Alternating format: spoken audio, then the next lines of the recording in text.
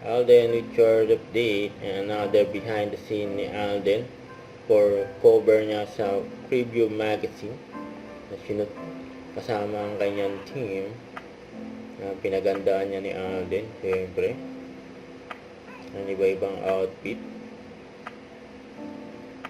Sa gym pa nga sinut sa rooftop din, nag-shoot din ang cover ni Alden for preview.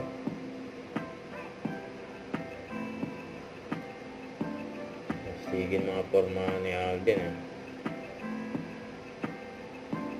Kasi ito pa nga post ng Philstar, Alden Richard teases another Eraserhead project. Inabangan. Another project na naman. Kasi ito pa post ng SM MOA. And Alden Richard is back to host Coronation Night of Miss Universe Philippines 2024. Nasa May 22 na yan.